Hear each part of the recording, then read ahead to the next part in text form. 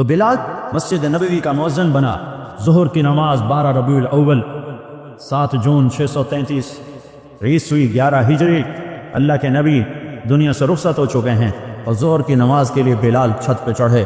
جب کہا اشہد ان محمد تو روتے روتے روتے آواز بند ہو گئی اور اذان پوری نہ کر سکے اور دھاڑے مار کے رونے لگے۔ سارے مدینے والے رونے لگے تو آپ اتر گئے اور کہا میں آج کے بعد قسم کھاتا ہوں کہ آج کے بعد میں اذان نہ دوں۔ اور پھر اللہ کے نبی کے تدفین کے بعد ابو بکر صدیق سے اجازت لے کر جہاد میں ملک شام چلے گئے۔ 6 مہینے لوٹ کے نہیں آئے، 6 مہینے گزرے، 1 لاکھ صحابہ نکلے ہوئے تھے جہاد میں، 1 لاکھ، کسی کو خواب نہیں آیا، صرف بلال کو خواب آیا۔ بلال، اللہ کے حبیب خواب میں، بلال یہ کیا بے وفائی، میرے شہر آنا ہی چھوڑ دیا۔ 6 مہینے گزرے ہیں، صحابہ 1 لاکھ کے قریب جہاد میں شام عراق میں جا چکے ہیں، خواب بلال کو آتا ہے، بلال یہ کیا بے وفائی، میرے شہر آنا ہی چھوڑ دیا۔ رات آنکھ کھلی، اونٹنی پہ سوار ہوئے، سوائے پیشاب اور نماز کے نہیں رکے، وہ چل سو چل، چل سو چل، چل سو چل، چل سو چل، 7ویں دن مدینے پہنچے، اور ان کو یہ یاد ہی نہیں رہا کہ اللہ کے نبی دنیا سے جا چکے ہیں۔ وہ ایسا عشق سوار تھا اور ایسا وہ خواب دل و دماغ کے حاوی ہوا کہ یہ بھول ہی گئے کہ اللہ کے نبی دنیا سے جا چکے ہیں۔ مدینے میں داخل ہوتے ہی نعرے مارے، یا رسول اللہ میں آ گیا، یا رسول اللہ میں آ گیا۔ جب حجرہ مبارک پر پہنچے تو پھر یاد آیا، اوہ ہو تو جدائیاں ہیں، جدائیاں ہیں۔ پھر بے قرار ہو کر اندر حجرے میں آئے اور چیخنے لگے، یا رسول اللہ میں تو آ گیا، آپ کہاں ہیں، میں تو آ گیا، آپ کہاں ہیں، اور قبر پر گرے اور قبر سے چمٹ کر روتے روتے روتے روتے خوشی کی کیفیت جاری ہو۔ نماز کا وقت آ گیا، مسجد ساری بھر گئی، سب کی تمنا کہ آج بلال اذان دے، اور کسی کو ہمت نہیں ہو رہی بلال سے بات کر، تو صحابہ نے حسن حسین کو استعمال کیا، امامین ہمامین، نبی کی آنکھوں کی ٹھنڈک، جنت کے سردار حسن اور حسین، جنت کی عورتوں کی سردار فاطمہ۔ علی تجھے پتا ہے تیرا گھر کہاں ہے جنت میں؟ کہا جی نہیں، کہا جنت میں تیرا گھر میرے گھر کے سامنے ہے۔ تو دونوں کو صحابہ نے کہا حضرت آج بلال سے کہو اذان دے، اور یہ کسی کے کہنے پر نہیں دیں گے۔ حسین 6 سال کے، حسن 7 سال کے، یہ دونوں معصوم بچے آئے اور حضرت بلال کے سامنے کھڑے ہو کہنے کہ چچا ایک درخواست کر، کہ میرے بچوں میری تو جان قربان ہے، کیا حکم ہے؟ تفاضنا کو حکم کو، کہ جیسے ہمارے نانا کے لیے اذان آج ہمارے لیے تھے۔ تو بلال رضی اللہ عنہ پھوٹ پھوٹ کے رونے، کہنے کہ میں نے قسم کھائی تھی کہ میں اذان نہیں دوں گا، لیکن میں تمہاری خاطر تو جان بھی قربان ہے، قسم تو چھوٹی سی چیز ہے، میں قسم کا کفارہ دوں۔ اور ایسے چڑھے چھت پر، ایک انصاری عورت کا گھر تھا جس کی چھت پہ چڑھ کے اذان دیتے تھے، کانوں میں انگلیاں دے کے جو ہی کہا اللہ اکبر تو سارے مدینے میں کوہام مچا، اور عورتیں ننگے سر ننگے پاؤں روتی ہوئی گھروں سے باہر نکل، اور مسجد نبوی میں چیخ چنگھڑا مچ گیا، یوں لگا جیسے دور نبوت لوٹ کے واپس آ گیا۔ یہ شان ہے کہ محمد سے وفا تو نے تو ہم تیرے ہیں، یہ جہاں چیز ہے کیا لوح و قلم ذکر ہے۔ پھر دوسرا واقعہ، جب بیت المقدس فتح ہوا اور حضرت عمر خود پہنچے، اور پہلی نماز مسجد اقصی میں ہونے لگی ہے، اور جمعے کا دن ہے، جمعے کے دن لشکر اسلام داخل ہوا، عمر رضی اللہ عنہ قائد ہیں، جمعے کی اذان ہونے لگی تو 36,000 کا لشکر تھا، تو سب نے آ کر منت کی بلال کی کہ اذان، وہ نہیں مانی، تو اب حضرت عمر نے کہا بلال بلال یہ دیکھو آج اذان دے تھے۔ تو بلال وہ صخرہ پہ سوار ہوئے، وہ جو گنبد سے نظر آتا ہے اس کے نیچے ایک چٹان ہے جہاں براق باندھا گیا تھا، تو اس پہ سوار ہوئے، اور جو ہی کہا اللہ اکبر تو یہ 36,000 کا لشکر روتے روتے زمین پر گر گئے۔ یہ اللہ کے حبیب کی اطاعت کی عزت ہے۔ اپنی زندگی کو ڈھالو اللہ کے محبوب کے طریقوں میں، اللہ کے محبوب کے سانچوں میں۔ فلا وربک لا یؤمنون حتی یحکموک فیما شجر بینہم، قرآن کی سب سے خوبصورت قسم، اے میرے حبیب لاہور والوں کو بتا دے کہ مجھے تیرے رب کی قسم، سبحان اللہ کیا قسم اللہ نے اٹھائی ہے، اے میرے حبیب مجھے تیرے رب کی قسم۔ یہ عشق کی انتہا ہے، محبت کی انتہا ہے کہ اللہ تعالیٰ ہے خود ہی رب محمد ہے، لیکن قسم یوں اٹھا رہا ہے جیسے رب محمد کوئی اور ہے، قسم اٹھانے والا کوئی اور ہے، کہہ رہا مجھے تیرے رب کی قسم۔ میں اس کو اردو میں کبھی بھی بیان نہ کر پاؤں گا، اور دنیا کا کوئی بھی شخص اس کو اردو میں، انگریزی میں، ہندی میں، فارسی میں ڈھال سکتا۔ فلا ورب فلا ورب سبحان اے میرے حبیب مجھے تیرے رب کی قسم جو اپنائیت اور جو شہد ان جملوں ان لفظوں میں بھرا ہوا ہے، میں کہاں سے لے کر لاؤں ترجمہ اس کا؟ مجھے تیرے رب کی قسم۔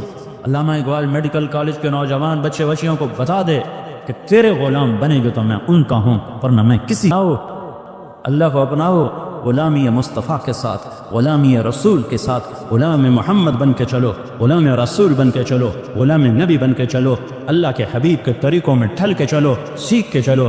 یہ اللہ تک پہنچنے کا راستہ ہے۔ ڈاکٹر بنو، بادشاہ بنو، انجینئر بنو، جو مرضی بنو، لیکن غلام مصطفیٰ بن کے بنو، پھر اللہ تمہارا ہے، پھر اللہ تمہارا ہے۔ ساری کائنات اس نے اپنے حبیب کے قدموں پہ جھکا دی، اس کی ایک ایک ادا کو محفوظ کر دیا، اس کے ایک ایک طریقے کو محفوظ کر دیا۔ وہ دنیا اس سے بڑا محسن کوئی ہے تو دکھا تو، اس سے بڑا کوئی محسن ہے تو دکھا تو، اس سے بڑا کوئی عالی مقام ہے۔ مقام محمود انتظار میں ہے، کدھر ہے شفاعت کبریٰ انتظار میں ہے، کدھر ہے مقام وسیلہ انتظار میں ہے، کدھر ہے جنت کا جھنڈا کی چابی اس کے ہاتھ میں ہے، اللہ کا جھنڈا اس کے ہاتھ میں ہے، جنت کی چابی اس کے ہاتھ میں ہے، حوض کوثر موجیں مارتا ہوا اس کے انتظار میں ہے، جنت بن سنور کے اس کے انتظار میں ہے، اللہ کی رحمت کے در کھلنے کے لیے اس کی شفاعت کے انتظار میں ہے، جنت کے دروازے کھلنے کے لیے اس کی شفاعت کے انتظار میں ہے، جنت کا دروازہ کھلنے کے لیے اس کے قدم مبارک کے پڑنے کے انتظار میں ہے۔ وہ ساری کائنات میں ساری امت کے لیے رحمت بن کر، شفقت بن کر، شفیق بن کر، حریص بن کر، عزیز بن کر، رؤوف بن کر، رحیم بن کر آئے۔ محمد ہیں، اور وہ آج جیسے اللہ نے اپنے نام رکھے ایسے اپنے حبیب کے نام بھی رکھے۔ تو محمد، تو احمد، تو ماہی، تو حاشر، تو عاقب، تو فاتح، تو خاتم، تو ابو القاسم، تو طٰہٰ، تو یاسین، تو مجتبیٰ، تو مرتضیٰ، تو حامیم، تو مرتضیٰ، تو مجتبیٰ، تو مصطفیٰ، تو باطن، تو ظاہر، تو اول، تو آخر، تو شاہد، تو رشید، تو مبشر، تو نذیر، تو داعی اللہ، تو سراج منیر، تو مزمل، تو مدثر۔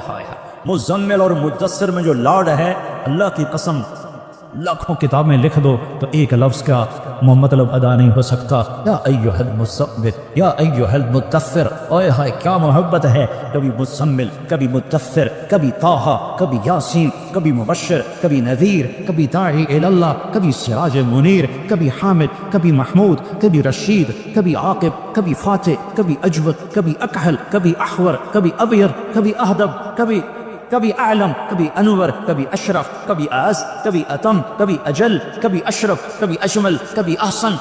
کیا میں الفاظ لاؤں جو میرے نبی کے لیے میرے اللہ نے چن چن کے اس کی جھولی میں ڈالے۔ وَأَحْسَنَ مِنْكَ لَمْ تَرَ قَطُّ عَيْنِي، تیرے جیسا حسین میری آنکھ نے نہیں دیکھا۔ حسن ظاہر کے لیے حسن کا لفظ ہے۔ وَأَجْمَلَ مِنْكَ لَمْ تَلِدِ النِّسَاءُ، تیرے جیسے جمال والا کسی ماں نے نہیں جنا۔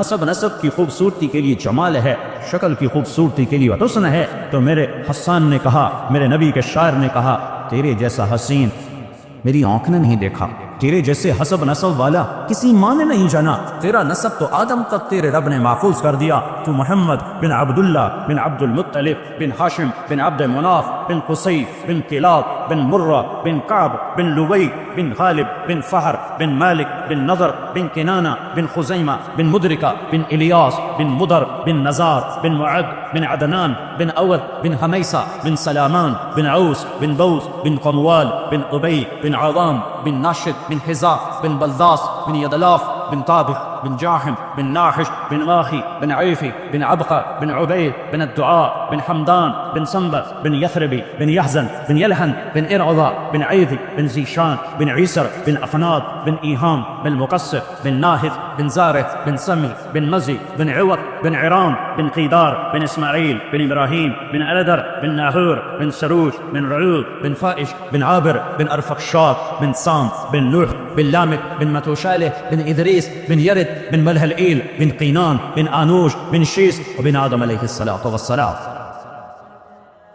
محمد رسول الله وأحسن منك لم تر قط عيني وأجمل منك لم تلد النساء خلقت مبرأ من كل عيب كأنك قد خلقت كما تشاء يا خير من دفنت في البقاء أعظمه فطاب من طيبهن القاع والأكم نفس الفداء لقبر أنت ساكنه فيه العفاف وفيه الجود والكرم أنت الشفيع الذي ترجع شفاعته على الصراط إذا ما زلت القدم وصاحبك لا أنساهما أبدا مني السلام عليكم ماجر القلب نسیم جانب بطحا گذر کر ز احوال محمد را خبر کن و برئی جان مشتاقم درا جا فدائے روضہ خیر البشر کن. یہ ہے محمد مصطفیٰ صلی اللہ علیہ وسلم. محمدی نظر آؤ، پنجابی نہ نظر آؤ، سندھی نہ نظر آؤ، بلوچی نہ نظر آؤ، پشتو نہ نظر آؤ، محمدی نظر آؤ، محمدی نظر آؤ. ہماری ایک پہچان ہے جو محمد مصطفیٰ صلی اللہ علیہ وسلم کی زندگی اور سیرت ہے. ایک عبادات ہیں جس میں نماز سب سے اعلیٰ ہے، جس میں روزہ اس کے بعد ہے، زکوٰۃ اس کے بعد ہے، حج اس کے بعد ہے کہ جن پر فرض ہے حج وہ کرو، زکوٰۃ فرض ہے دو، روزہ فرض ہو گیا رکھو، نماز فرض ہے چھوڑو نہیں. دوسری چیز اخلاق ہیں جس میں ماں باپ سر فہرست ہیں کہ اپنے ماں باپ کو دعا لے کر جنت والے بن جاؤ. بدبخت ہے جس نے ماں باپ کو پایا اور جنت نہ لے سکا. تو اللہ کو ساتھ لے لو، اللہ کو ساتھ لے لو، اللہ کو ساتھ لے لو. اور اللہ ساتھ ہوتا ہے جناب رسول اللہ صلی اللہ علیہ وسلم کی مبارک زندگی اور ترتیب پر یہ کرو گے تو اللہ تمہارا ساتھی ہے. یہ نہیں کریں گے تو دنیا کا کوئی سیاسی طبقہ ہمیں اس پٹی سے نہیں نکال سکتا، اس دلدل سے نہیں نکال سکتا. ہمارے حکمران تو ہیں ہی نہیں، ان بیچاروں کے ہاتھ میں کچھ نہیں ہے. ہماری تقدیر کا مالک اللہ ہے، ہمارے بننے بگڑنے کا مالک اللہ ہے. وَلَوْ أَنَّ أَهْلَ الْقُرَىٰ آمَنُوا وَاتَّقَوْا لَفَتَحْنَا عَلَيْهِمْ بَرَكَاتٍ مِّنَ السَّمَاءِ وَالْأَرْضِ.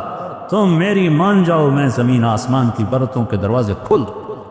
میں حکمرانوں کو اس لیے دوش نہیں دیتا کہ حکمران فوج پولیس افسر شاہی 15-20 لاکھ سے زیادہ نہیں ہیں. زیادہ چھلانگ مارو، یہ سارا مجمع 20 لاکھ کا ہوگا اور آبادی 15 کروڑ ہے. 20 لاکھ انتہائی بدترین ہوں اور باقی 15-14 کروڑ 60 لاکھ اگر نیک ہوں، رب ذوالجلال کی قسم یہاں دودھ اور شہد کی نہریں اللہ بہا دے.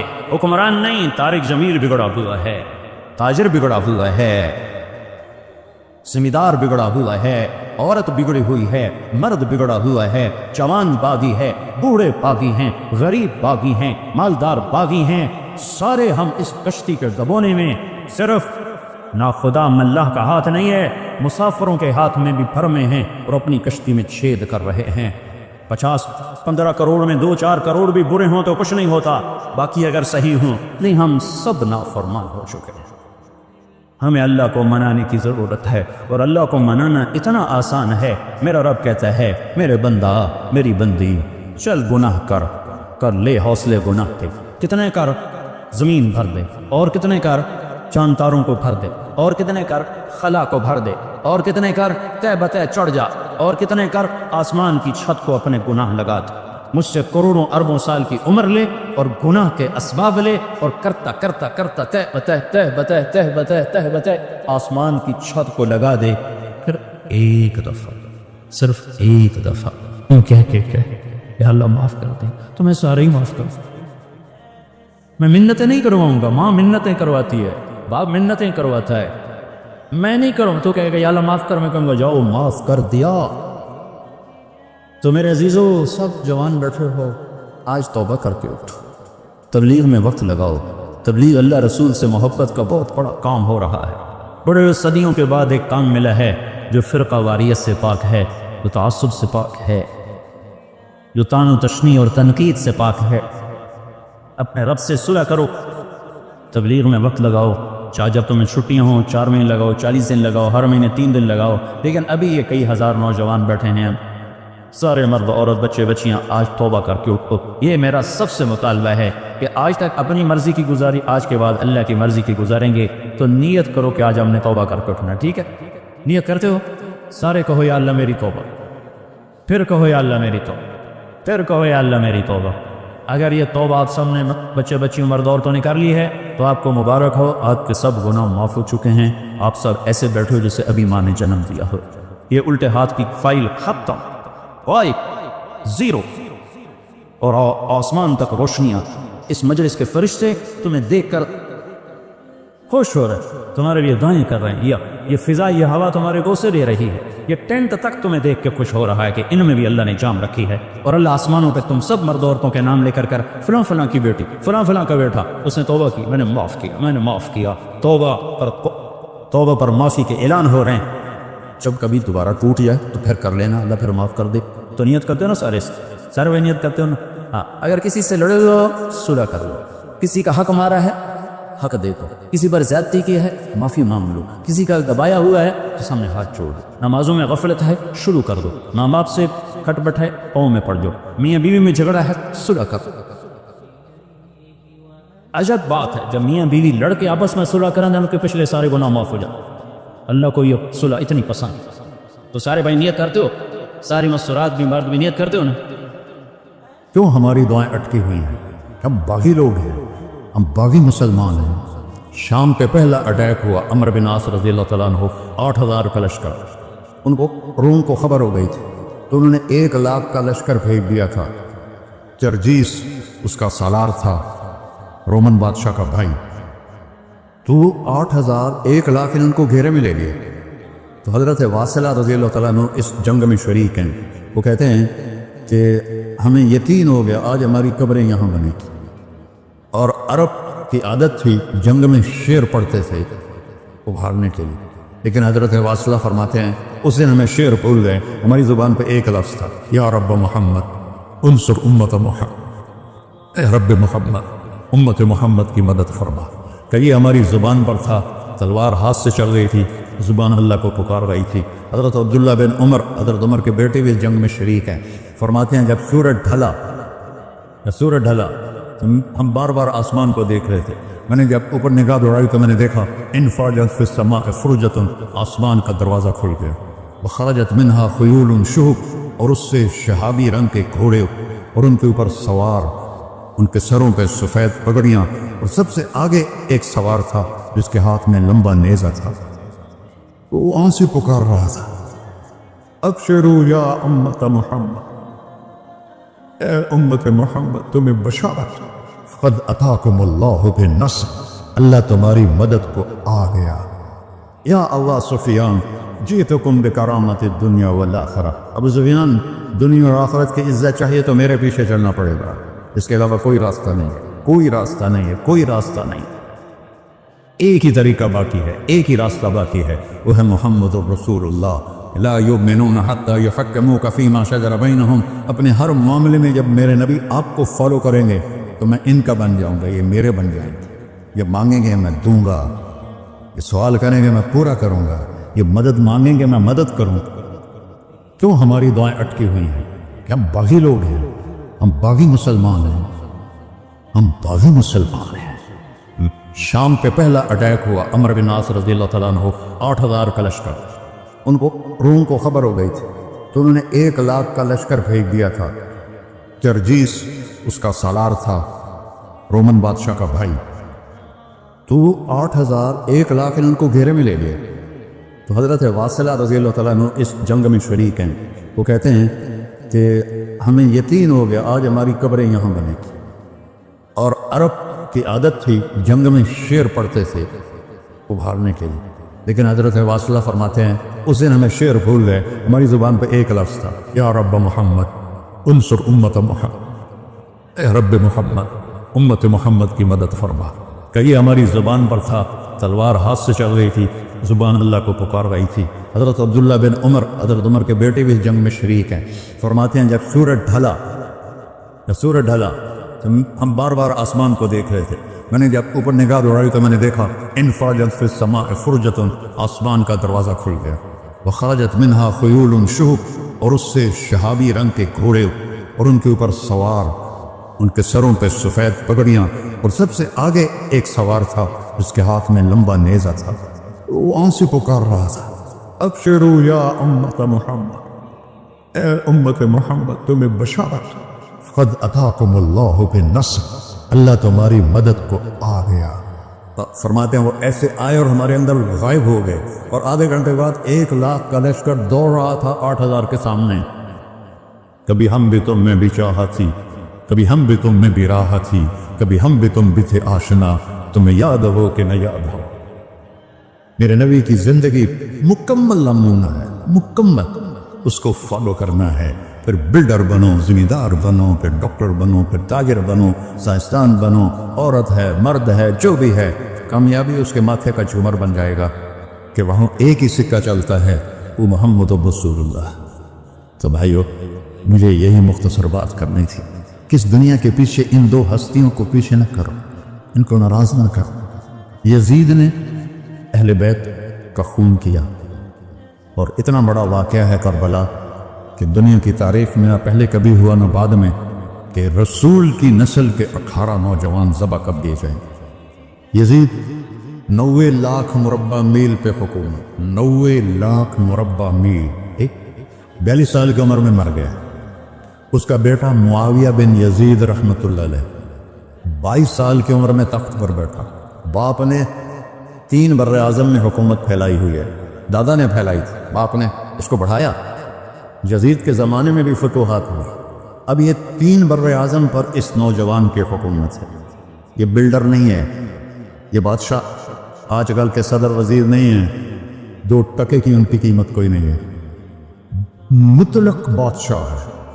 40 دن حکومت کی اور سارے خاندان کو بلایا اور کہنے لگا، اب تصور کرو 22 سال کا ایک شہزادہ ہو، وہ 3 بر اعظم اس کے سامنے ایسے جھکا ہوا ہو، تو اس کو کیسے آپ میئر کر سکتے ہیں؟ جبکہ کاغذ کے نوٹ نہیں تھے، سونا تھا، چاندی تھی، ہیرے تھے، اصل دولت تھی۔ یہ کاغذ کوئی دولت ہے؟ یہ تو یہودیوں نے آپ کو بیوقوف بنایا ہوا ہے۔ انہیں سب کو اکٹھا کیا، اس نے ایک چھوٹا سا خطبہ دیا کہ کانا ابی جبارن، میرا باپ ظالم تھا، اس نے اہل بیت کا خون کیا، اور جس تخت کے نیچے اہل بیت کا خون ہو میں اس پہ لعنت بھیجتا ہوں، یہ ہے تمہاری سلطنت، جس کو چاہو دے دو، میں بری ہوں۔ 3 بر اعظم کی حکومت اللہ رسول پہ قربان کر کے گھر بیٹھ گئے، اور آج اس کو کس عزت کے ساتھ میں سنا رہا ہوں۔ اس کے باپ کو بولتے ہوئے میرا لہجہ کیسا تھا، اور اس کے بیٹے کو بولتے ہوئے میرا لہجہ کیسا ہے۔ 3 بر اعظم کی سلطنت چھوڑ دی کہ اس کے نیچے اہل بیت کا خون ہے، مجھے نہیں چاہیے۔ تو اللہ اور اس کے رسول کو راضی کرنے کے لیے بڑے سے بڑا سودا بھی سستا ہے، بڑے سے بڑا سودا بھی سستا ہے۔ ایک صحابی آئے، یا رسول اللہ، میرے پڑوسی ہے، اس کی کھجور ایسے میرے گھر میں آتی ہے، اس پر جب پھل پکتا ہے تو وہ گرتا ہے، میرے چھوٹے چھوٹے بچے اٹھا کے کھانے لگتے ہیں، ادھر سے بھاگ کے آتا ہے، ان کے منہ سے نکال لیتا ہے۔ اس کی تو محنت کریں کہ اتنے سختی منافق تھا، اتنی سختی نہ کرے۔ تو آپ نے اسے بلایا، کہا بھائی ایک سودا کرتے ہو؟ کہا جی، یہ کھجور مجھے دے دو اور میں جنت میں کھجور دن لے کے دیتا ہوں۔ کہنے لگا یا رسول اللہ، کوئی اور آپ فرماتے تو میں ضرور حاضر کر لیتا، یہ کھجور تو مجھے میرے بچوں کو بہت پسند ہے، میں تو معافی چاہتا ہوں۔ اٹھائی منافق تو اس نے معافی مانگنی تھی۔ وہاں ایک صحابی بیٹھے تھے ابو الدحداح، جب وہ چلا گیا تو کہنے لگا یا رسول اللہ، اگر میں آپ کو یہ کھجور لے کے دے دوں تو مجھے جنت میں کھجور لے کر دیں گے؟ کہنے لگا ہاں، سودا پکا ہے۔ تو وہ گیا اس کے پیچھے، کہنے لگا بھائی کھجور بیچو گے؟ کہا نہیں۔ کہا بھائی بیچ دو۔ ارے جا میں نے رسول اللہ کو نہیں بیچی، تجھے کیسے بیچوں گے؟ انہوں نے کہا منہ مانگی قیمت لے لی، منہ سے بول کیا لینا چاہتے ہیں؟ ابو الدحداح کا باغ تھا تیار، 600 کھجوریں، میں ذمہ دار ہوں، مجھے پتا ہے کہ 600 کھجوروں کی کتنی قیمت ہوتی ہے۔ جیسے آپ بلڈنگ کو جانتے ہیں، میں نہیں جانتا، اور ذمہ داروں کو نہیں جانتے، میں جانتا ہوں۔ 600 کھجوروں کا باغ، اس نے اس کو لاجواب کرنے کے لیے کہا اپنا باغ دے دے، کھجور لے لے۔ اب یہ کہتا ہے پھرو تو نہیں، اب لوگ تاجر بیٹھے ہیں، اس کے بول کی طاقت دیکھو، اس سے کہہ رہا ہے اب معاہدے سے پھرو گے تو نہیں؟ انہوں نے کہا میں پاگل ہے جو پھرا، میں نے 600 کھجوروں کا باغ لگ بیٹھا۔ انہوں نے کہا چل ڈن، 600 کھجوروں کا باغ تیرا اور یہ کھجور میری۔ اور وہاں سے سیدھا گیا اپنے باغ میں۔ کھجوروں کا زمانہ تھا تو مدینے والے کھجوروں کے پھل کے زمانے میں باغ میں شفٹ ہو جاتے تھے، چھوٹے چھوٹے بنائے ہوتے تھے کمرے، وہاں بچے وہ سب رہتے تھے، کھجوروں کی پہرہ داری بھی اور توڑنا بھی۔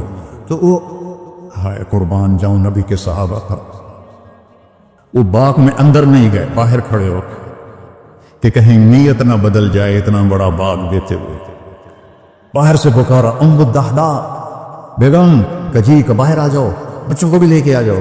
کیا ہوا؟ کہا میں نے باغ بیچ دیا۔ انہوں نے کہا کتنے میں؟ کہ جنت میں کھجور مل گئی۔ وہ کہنے لگی ربح البیع ربح البیع ربح البیع، واہ ابو الدہداء کیا سودا کیا تم، کیا سودا کیا تم. کہ عورتیں زیادہ شور میں جاتی مروا دیتا ہے، بچے کے تو کاسن تمہیں کے تو کاسن ربح البیع. اس کے بعد بھاگا ہوا آیا اللہ کے نبی کو، یا رسول اللہ میں نے کھجور خرید، آپ اس انصاری کو دے دے. تو آپ نے پوچھا کتنے میں خریدی؟ تو سارا باغ دے دیا، کھجور لے لی. آپ نے کہا پہلا سودا کینسل. کم من عذق رداح ودار فیاح لأبی الدہداء. اب تیرے لیے میں دیکھ رہا ہوں تیرے رب نے جنت میں کھجوروں کے باغ لگا دیے ہیں، اور تیرے کوٹھے کی جگہ کھجوروں میں محل بنا دیے ہیں سونے چاندی کے. جنت میں تو مٹی نام کی شے کوئی نہیں، لوہے نام کی شے کوئی نہیں. ایک ہر گھر ایک اینٹ سونے کی، ایک چاندی کی، ایک زمرد کی، ایک یاقوت کی، مشک کا گارا اور زعفران کی کھاس، اور اس کا لنٹر اللہ کا عرش ہے. تو سودے کر گئے، اب سب کچھ کرو، اللہ رسول کو پیچھے نہ چھوڑو، کیونکہ ہمیشہ تو زندہ نہیں رہنا، چلے جانا ہے. دنیا میں سب سے بڑا محل بنایا تھا کسرا نے، نوشیروان کے پوتے خسرو پرویز نے، جس نے ہمارے نبی کا خط پھاڑا تھا. 40,000 پلرز پر وہ گھر تھا. اب لوگ بلڈر اور اسکوائر فٹ لگاؤ، 40,000 ستونوں پر وہ گھر کھڑا تھا، اور وہ اس کے اوپر سارا سونا ہیرے جواہر 40,000 پلر پر تھے، اور اس کے 500 بڑے بڑے گنبد تھے، اور سب سے بڑے گنبد میں 1,000 سونے کے فانوس تھے، اور اس میں ایک رات میں 9 من تیل جل جاتا تھا صرف ایک رات کے لیے اس کو. اور 3,000 باندیاں تھیں، 6,000 نوکر تھے صفائی کے لیے، 12,000 سپاہی تھے اس کی حفاظت کے لیے. لیکن وہ چند سال بھی نہ رہ سکا کہ پلٹا کھایا حالات نے، اور رومن امپائر کیسر نے آ کر اسے شکست دی. نینوا میں ہمارے نبی کے خط پھاڑنے کے بعد آپ نے فرمایا تھا کسرا نے اپنا ملک پھاڑ دیا. تو وہ آیا، وہ شکست کھائی کسرا نے اور بھاگ گیا. اس نے سارے محل کو آگ لگایا، مٹی کا ڈھیر بنا. اور مسلمانوں میں سب سے بڑا محل بنایا اندلس کے بادشاہ عبد الرحمن نے الثالث نے، 4,316 پلر پر تھا وہ گھر. اور پورے یورپ میں اس کی دھاک تھی، ہر طرف سے ہیرے آ رہے ہیں، موتی آ رہے ہیں، جواہر آ رہے ہیں. پورے پلر، پوری چھت سونے سے بنی تھی، اور پورے پلروں پر ہیرے جواہرات تھے. اور باہر ایک بڑا تالاب تھا، کس کا؟ پارے کا، پانی کا نہیں، پارے کا. اس میں کیا کرشمہ تھا؟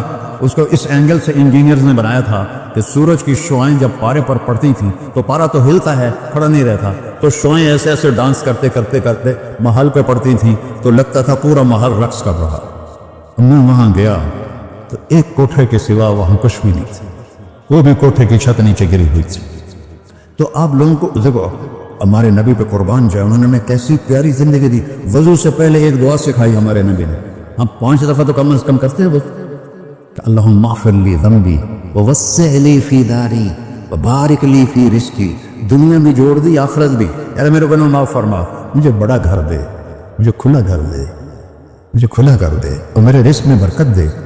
کھلا گھر اللہ کی نعمت ہے، آپ لوگوں کو میسر کر رہے ہیں سہولت ہے. آپ کو اجر ملے گا اگر اس میں جھوٹ نہ ہو، سود نہ ہو، کھوٹ نہ ہو، ہیرا پھیری نہ ہو، وعدہ خلافی نہ ہو. تو یہی آپ کی جنت کا راستہ ہے. تو اللہ رسول سے صلح کر لو بھائی، بس میری اتنی گزارش. اور آخر میں ایک حدیث سناتا ہوں، 10 لاکھ حدیثیں ہیں میرے نبی کی، ایک سناتا ہوں ساری کور ہو جائیں گی. ایک تو ہے فرض، نماز نہیں چھوڑنا، روزہ نہیں چھوڑنا، زکوٰۃ نہیں چھوڑنا، حج فرض ہے نہیں چھوڑنا. اس کے بعد میرے نبی نے کہا 4 چیزیں مجھ سے لے لو، 5 میں نہیں کہیں، 4 باتیں مجھ سے لے لو، صرف 4 باتیں مجھ سے لے لو، دنیا بھی تمہاری ہے، آخرت بھی تمہاری. سبحان اللہ. اور اس سے زیادہ کیا آسانی دے میرا نبی. اتنے 100 نفل پڑھو ہوتے، اتنے عمر کرو ہوتے، اتنے حج کرو ہوتے، اتنی تہجد پڑھو ہوتے، تو سارے مر گئے آج سے. 4 باتیں لے لو، دنیا میں بھی مزہ رہے گا، آخرت میں. پہلی بات کیا ہے؟ صدق و حدیث، ہر معاملے میں سچ بولنا، جھوٹ نہ بولنا. ایک صحابی نے پوچھا یا رسول اللہ مسلمان بزدل ہو سکتا ہے؟ آپ نے کہا کنجوس ہو سکتا ہے؟ آپ نے کہا جھوٹ بول سکتا ہے؟ کہ نہیں، جھوٹ نہیں بول سکتا، سچ بول. سچ کی قیمت ادا کرو. حفظ امانت، کسی کو دھوکہ نہ. چیز کوئی اور ہو، دکھا کوئی اور رہے ہو، میٹیریل کوئی اور ہے، بتا کوئی اور رہے ہو. حفظ امانت، دیانتداری سے کام کرو، کسی کو دھوکہ نہ دو. آپ نے فرمایا میں اپنے امتی سے ہر گناہ کی توقع رکھتا ہوں، بشر ہے بیچارہ، لیکن میرا امتی ہے تو 2 نہیں کرے. واہ یا رسول اللہ، آپ نے کیا چاہا اور ہم نے کیا کیا، کہ 2 کام نہیں کرے گا. ایک جھوٹ کبھی نہیں بولے گا، ایک دھوکہ کبھی نہیں دے گا، وہ سب ہمارے۔ میں تو 100 ملک پھرا ہوں، مسلمان جھوٹ اور دھوکے میں پھنسے پڑے، غرق ہوئے پڑے، چاہے عربی ہیں چاہے غیر عربی ہیں، مالدار ہیں فقیر ہیں، اس میں گندگی میں سب ڈوبے ہوئے۔ تو صدق و حدیث سچ بولو، حفظ و امانت دھوکہ نہیں دے۔ تیسری کیا ہے؟ حسن خلیقت، اخلاق اچھے، اخلاق اچھے۔ اور اخلاق اچھے کرنے کے لیے ایک کام کر لو، اس کو تالا لگا، صرف ایک کام، اس سے کوئی گالی نہ نکلے، جھوٹ نہ نکلے، غیبت نہ نکلے، طنز نہ نکلے، بے عزت نہ کرو۔ عام طور پر ہمارے ماحول میں نوکروں کو بہت ڈانٹ ڈپٹ ہوتی ہے، اس کو قابو میں رکھو۔ سوچو اسی جگہ میں ہوتا نوکر تو میں یہ پسند کرتا، اپنے اخلاق کی چابی ہے زبان کا میٹھا بول، اور خاص طور پر والدین کے ساتھ، اور سب سے زیادہ اہم بیوی کے ساتھ۔ میرے نبی نے فرمایا بہترین مسلمان وہ ہے جو بیوی سے اچھا سلوک کرتا کہ وہ ماں باپ بہن بھائی گھر سہیلی ماحول ثقافت تہذیب سب کچھ چھوڑ کر ایک بول کے ساتھ آپ کے گھر آ جاتی، آپ کے بچے کا 9 مہینے بوجھ اٹھاتی، اس کو دودھ پلاتی، اس کی چھاتیاں لٹک جاتی ہیں، کبھی آپ کے لیے وہ ناشتہ بنا رہی ہے، کبھی کھانا بنا رہی ہے، کبھی آپ کے کپڑے کا خیال کر رہی ہے، اور آپ چھوٹی سی بات پر اس کی عزت اتار کے پھینک دیتے۔ تو میرے نبی نے فرمایا سب سے بہترین مسلمان وہ ہے جو بیوی کے ساتھ حسن سلوک کرتا ہو۔ پھر آپ نے کہا اور میرا سلوک اپنی بیویوں سے سب سے زیادہ اچھا ہے۔ اظہار محبت کرو، ماں سے باپ سے اولاد سے بیوی سے اظہار بہت ضروری ہے۔ پریزنٹیشن اظہار ہی تو تھا، یہ اظہار نہ ہو تو پتہ کیسے چلے؟ میں ماں کے پاؤں چوموں، باپ کا ماتھا چوموں، ان کے آگے نوکر بن کے کھڑے ہو، بیوی سے کہو مجھے تم سے بہت پیار ہے، وہ اچھا کپڑا پہنے تعریف کرو، اچھا کھانا بنائے تعریف کرو۔ انسان بھوکا ہے اس چیز کا، میرے نبی سے بڑھ کر کوئی ہو سکتا ہے؟ آپ حضرت عائشہ سے فرما رہے ہیں، جو حضرت عائشہ کماری بھی تھی چھوٹی بھی تھی، حضرت عائشہ جس نے اللہ کو دیکھا ہو اس کے لیے عورت کوئی چیز نہیں ہے۔ ایک حدیث سناتا ہوں، مالی فی النساء من رغبہ، مجھے عورتوں کی کوئی رغبت نہیں، اللہ کو دیکھنے کے بعد کس چیز کی رغبت؟ ہم نے کہا عائشہ انہو لیہون علی الموت ان اریدک زوجتی فی الجنہ، عائشہ جب سے مجھے پتہ چلا ہے نا تو جنت میں میری بیوی ہے تو مجھے تو موت ہی اچھی لگنے لگ گئی۔ یہ اظہار محبت نے سکھایا اپنے بچوں کے ساتھ بھی۔ میرے بچے بڑے ہو گئے لیکن میں نے ایسے گلے لگاتا ہوں جیسے یہ چھوٹے بچے، کہ یہ محبت ٹرانسفر ہوتی ہے، ہم اظہار نہیں کر سکتے۔ وہ بچوں پر اپنی رائے مسلط نہ کرو، کہ وہ بڑے ہو جائیں تو شریعت نے ان کو حق دیا ہے، اس سے آپ کا گھر خوبصورت بن جائے گا۔ یہ میرے نبی کی پیاری زندگی کے چند صفحات میں نے آپ کے سامنے پیش کیے ہیں، تو طویل داستان ہے، سناتے سناتے عمر بھی بیت جائے، ایک ذرہ بھی ادا نہ ہوگا، لیکن خلاصہ میں نے آپ سے عرض کر دیا، صدق و حدیث، حفظ و امانت، حسن و خلیقت، سچائی، دینداری، اخلاق، اور چوتھا اور آخری عفت فی تہمت، رزق حلال کما، رزق حلال کما۔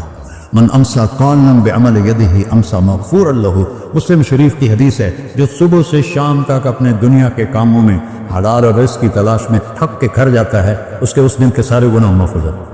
کتنا بڑا عمل ہے رزق حلال، بندگی بن جاتا ہے۔ آپ نے ایک صحابی کو دیکھا، ان کے ہاتھوں پہ چھالے نہیں، وہ جو مزدوروں کے نشان ہوتے ہیں نا، کئی چلا چلا کے وہ تھے۔ تو آپ نے اس سے پوچھا سعد یہ کیا ہے؟ کہ یا رسول اللہ بچوں کے لیے روزی کماتا ہوں، اپنے ہاتھ سے کام کرتا ہوں، تو میرے ہاتھوں پہ یہ نشان پڑ گئے۔ تو آپ نے ان کا ہاتھ ایسے پکڑ سب کو دکھا کر ایسے اس کا بوسہ لے، پھر فرمایا جو ہاتھ بچوں کو حلال کھلاتے ہوئے ایسا ہو جاتا ہے اس پہ جہنم کی آگ حرام ہو جاتی ہے۔ صرف نماز سے نہیں گناہ معاف ہوتے، حج سے نہیں معاف ہوتے، اس کے حلال کے کمانے سے بھی روزانہ کی صفائی ہو جاتی ہے۔ تو ابھی سودا ہے اللہ رسول سے کر لو تو موج ہی موج ہے، اور اگر انہیں بکھیڑوں میں پڑے گئے تو مر کے زیرو ہی ہونا ہوتا ہے، کچھ بھی ساتھ نہیں جاتا۔ تو اللہ مجھے بھی توفیق دے، اللہ آپ کو بھی توفیق دے کہ ہم اپنے نبی کی زندگی کو اور اپنے رب کو سامنے رکھ کر زندگی گزاریں، اور آپس میں اگر لڑے ہوئے ہو صلح کر لو، آپس میں کوئی لڑو، دیکھو جھگڑا ہو جاتا ہے، بھول چال بند نہ کرو، جھگڑا ماں سے بھی ہو جاتا ہے، باپ سے بھی، بیوی سے، بھول چال بند نہ کرو، نہیں بس ہٹا بائی کاٹ۔ ہم تو پنجابی لوگ ہیں، دیہاتی کو تھوڑی اونچ نیچ ہو جائے تو ہماری لینگویج اساں لیک کا چھٹ دیتا ہے، سمجھو، ہم نے لکیر لگا دی ہے، نہ انہاں دے مرن سے جاؤنا ہے، نہ انہاں دی شادی تے جاؤ، یہ ساڈے جنازے وچ بھی نہ آن۔ اللہ میرے گاؤں میں جنازہ تھا، میرا اپنا عزیز، اس کی والدہ فوت ہوئی، تو رشتے داروں میں قریبی رشتے دار جنازے میں پہلی صف میں کھڑا، تو جنازے پر تو سب کے دل نرم ہو جاتے ہیں۔ جب اس نے دیکھا نا کہ میاں صادق میری ماں دے جنازے چ باہر نکل گیا، یہ تہذیب ہے ہماری۔ جھگڑا ایک فطری چیز ہے، لیکن بول چال بند نہیں کرنی ہے، دل میں نفرت نہیں پالنی ہے، اس کو صاف کر کے معاف کرنا ہے۔ اللہ بہت خوش ہوتا ہے، اور میاں بیوی میں جھگڑا ہو جائے اور وہ صلح کر لیں، اللہ ان کے پچھلے سارے گناہ معاف کر دیتا ہے۔